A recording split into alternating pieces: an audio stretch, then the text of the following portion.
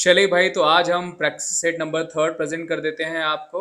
इसमें भी बहुत अच्छे अच्छे क्वेश्चंस होंगे। आज के क्वेश्चंस थोड़े टफ हो सकते हैं क्योंकि दो सेशन आपने ऑलरेडी देख लिया है। अगर आप नए हैं, आपने वो दो सेशंस नहीं देखे हैं, तो मैंने इसकी प्लेलिस्ट बना दी है एमसीक्यूज पॉलिटी करके। ठीक है, पॉलिटी एमसीक्यूज करके, तो आप उसमें जाकर के देख लीजिए। तीनों सेक्शन जो है इसका, तीनों सेट हल कर लीजिएगा। और ये मास्टर एमसीक्यू क्लास है, यहाँ पे बहुत अच्छे अच्छे क्वेश्चंस मिलेंगे जो कि खास करके आपके एग्जामिनेशन में रिपीटेड है, पूछे गए। चलिए शुरू करते हैं।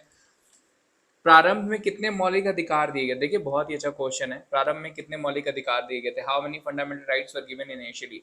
तो सबसे पहले आपको पता है 12 से 35 जो है आर्टिकल में आपका फंडामेंटल राइट्स को मेंशन किया गया, जो है कि भाग 3 में मिल जाएगा आपको। ठीक है, अभी वर्तमान में कितने हैं? 6 हैं, लेकिन प्रारंभ में कितने थे? तो वो 7 थे। ध्यान रखिएगा, प्रारंभ में कितने मौलिक अधिकारों को अधिकार दिए गए थे? तो वो हो जाएगा 7।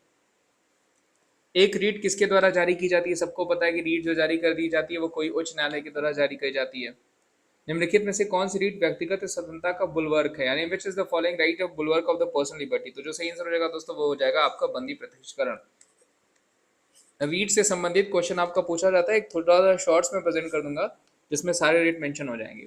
निम्नलिखित में से कौन सा अधिकार अभी भारतीय संविधान द्वारा एक मौलिक अधिकार के रूप में नहीं दिया गया है? तो देखिए, यहाँ पे संपत्ति का अधिकार जो है वो फंडामेंटल राइट्स में नहीं दिया गया हुआ है। ठीक है, ध्यान रखिएगा, पूछा जा सकता है। 44वें संविधान संशोधन में इसको हटा दिया गया था।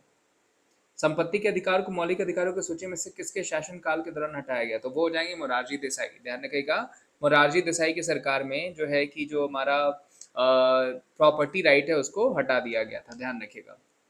निम्नलिखित में से वो मौलिक अधिकार कौन सा जिसे डॉक्टर अंबेडकर के द्वारा संविधान का दिल कहा गया? बहुत ही अच्छा क्वेश्चन दोस्तों, वो हो जाएगा आपका संविधानों के उपचारों का अधिकार। ध्यान रखिएगा, पूछा जाता है कॉन्स्टिट्यूशनल रेमेडीज, जो कि आपको एक नंबर का क्वेश्चन बना सकता है।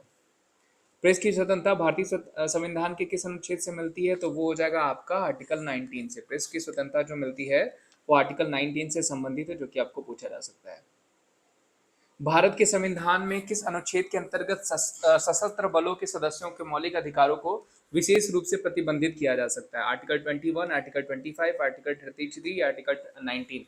तो जो सही आंसर हो जाएगा, भारत के संविधान के किस अनुच्छेद के अंतर्गत सशस्त्र बलों के सदस्यों को मौलिक अधिकारों के विशेष रूप से प्रतिबंधित किया जा सकता है? तो वो हो जाएगा आपका आर्टिकल 33।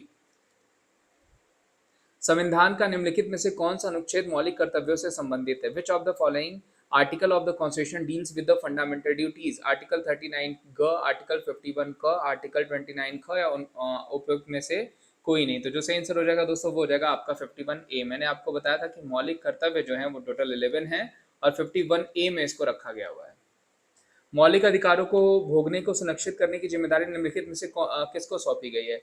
उच्च न्यायालय को, उच्चतम न्यायालय को, सभी न्यायालयों को, या उपयुक्त ए और बी दोनों को? तो जो सही आंसर हो जाएगा, मौलिक अधिकारों को भोगने को सुनिश्चित करने की जिम्मेदारी निम्नलिखित में जिसको सौंपी गई है वो हो जाएगा आपका ऑप्शन ए और ऑप्शन बी। ध्यान रखिएगा। मौलिक अधिकार का निलंबित किया जा सकते हैं। Can fundamental rights be suspended?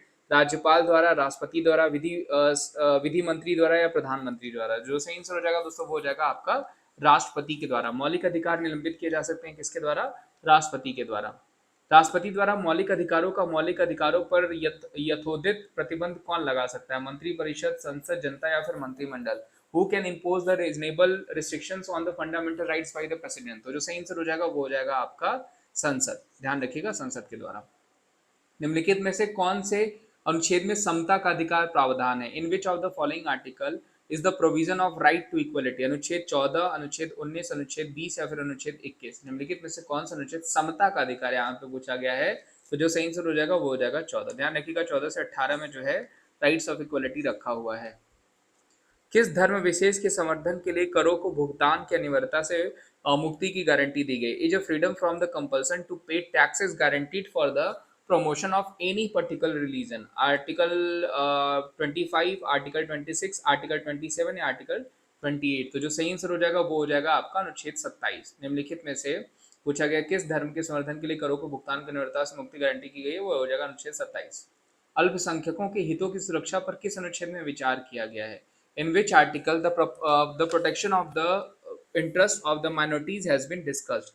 अनुच्छेद 32 द्वारा, अनुच्छेद 29 द्वारा, अनुच्छेद 27 द्वारा, अनुच्छेद 28 द्वारा? तो सही आंसर हो जाएगा वो क्या हो जाएगा? अनुच्छेद 29 द्वारा। भारतीय संविधान का कौन सा अनुच्छेद अस्पृश्यता के उन्मूलन से संबंधित है? तो वो हो जाएगा आर्टिकल 17। ध्यान रखिएगा, आर्टिकल 17 जो संबंधित हो जाएगा। ये क्वेश्चन लगभग हर डे ही पूछा जाता है आपको, तो वो किससे संबंधित हो जाएगा, वो संबंधित हो जाएगा आपका आर्टिकल 17 के द्वारा अस्पृश्यता का। ध्यान रखिएगा, पूछा गया है कई बार। 15वां पूछा जाएगा तो कास्ट और क्रीड से हो जाएगा। भारतीय संविधान के अनुसार निम्नलिखित में से कौन सा मूल अधिकार नहीं है, तो सबको पता है कि सूचना का अधिकार जो है वो क्या हो जाएगा, आपका मूल अधिकार नहीं होगा। मूल अधिकारों के से संबंधित मामला निम्नलिखित में से कौन सा है, तो जो सही हो जाएगा दोस्तों वो हो जाएगा गोलकनाथ पंजाब द्वारा 1967। भारतीय संविधान नागरिकों के लिए आर्थिक न्याय किसके माध्यम से सुनिश्चित करता है, मौलिक अधिकारों के, कर्तव्यों की प्रस्तावना के, या राज्य के नीति निर्देशन सिद्धांतों के। तो देखिए क्वेश्चन यहाँ पे क्या है, यहाँ पे आर्थिक न्याय किस माध्यम से सुनिश्चित करता है, तो आपको पता है कि मैंने आपको बताया था कि सोशल और इकोनॉमिकल जो है वो किस में रखा गया है, डीपीएसपी में रखा गया है राज्यों के लिए। पूछा जा सकता है, 1 नंबर का क्वेश्चन है।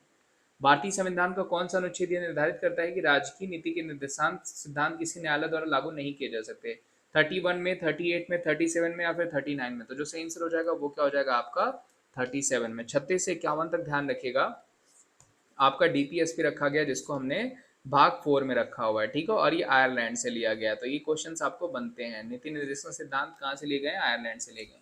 कौन सा भाग राज्य के नीति निर्देशन सिद्धांतों से संबंधित है, तो देखिए जस्ट मैंने बताया भाग 4। आगे बढ़ जाते हैं। राजनीति के निम्न निर्देशक सिद्धांतों में कौन सा गांधीवादी दर्शन पर आधारित है, ग्राम पंचायतों का आयोजन, बराबर काम के लिए बराबर मजदूरी, मजदूरों का संरक्षण, ऑल ऑफ द अबव। तो गांधीयन दर्शन में देखिए, गांधीयन फिलॉसफी में ये सब आ जाते हैं। ग्राम राज्य के माध्यम से राम राज्य के बारे में किसने कहा था, तो वो कहा था महात्मा गांधी ने।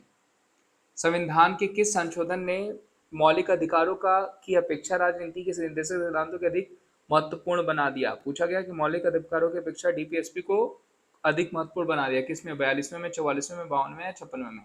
जो सही आंसर हो जाएगा वो हो जाएगा 42वें में। ध्यान रखिएगा 1976 में 42वां संविधान संशोधन हुआ था, जिसको हम मिनी कॉन्स्टिट्यूशन के रूप में भी जानते हैं। राष्ट्रपति द्वारा राष्ट्रीय आपात स्थिति की घोषणा किए जाने के बाद किस अवधि तक उसका अनुमोदन संसद के प्रत्येक सदन द्वारा हो जाना चाहिए, तो वो हो जाएगा आपका 1 माह के भीतर। उपराष्ट्रपति पदेन अध्यक्ष होता है किसका, तो सबको पता है राज्यसभा का पदेन अध्यक्ष कौन होता है, सभापति, वो उपराष्ट्रपति ही होता है। और राज्यसभा मेंबर बनने के लिए 30 साल और राष्ट्रपति उपराष्ट्रपति बनने के लिए 35 साल की आयु होनी चाहिए। राज्यसभा का कार्यकाल 6 साल का होता है।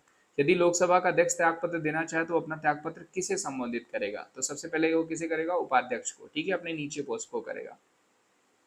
जब राष्ट्रपति और उपराष्ट्रपति दोनों के पद एक साथ खाली हो तो राष्ट्रपति पद पर अस्थायी रूप से कौन काम करता है, संसद के दोनों सदस्यों से के द्वारा नियमित कोई व्यक्ति, लोकसभा का अध्यक्ष, राज्यसभा का सभापति या भारत का मुख्य न्यायाधीश। तो जो सही आंसर हो जाएगा दोस्तों वो हो जाएगा भारत का मुख्य न्यायाधीश, यानी सीजेआई करता है।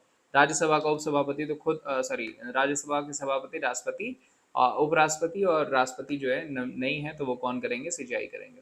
भारतीय संविधान के अनुसार निम्नलिखित में से संविधान संस्था है, वित्त आयोग, राष्ट्रीय विकास परिषद, योजना आयोग या फिर आपका जो है उपयुक्त में से कोई नहीं। पूछा गया कि संवैधानिक निकाय कौन सा है, तो सबको पता है फाइनेंस कमीशन, 280 आर्टिकल में मेंशन किया गया है।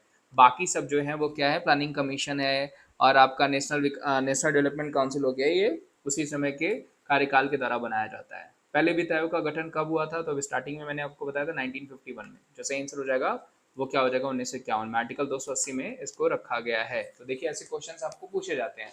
और ये आज के मास्टर एमसीक्यूज, तो उम्मीद करता हूँ जितने भी एमसीक्यूज मैंने आपको बताए वो सब आपको अच्छे लगे होंगे। अगर आपको सही लगा होगा तो इसे ज़्यादा से ज़्यादा लाइक करेगा, चैनल पर नए होंगे तो सब्सक्राइब करेगा और शेयर भी करेगा। और ये क्वेश्चंस आपके लिए बहुत ज़्यादा जरूरी हैं, वैसे क्वेश्चंस के लिए रेगुलर आप ये सेशंस देखते रहें। बाकी अपना ध्यान रखें, thank you so much, bye, take care, good night.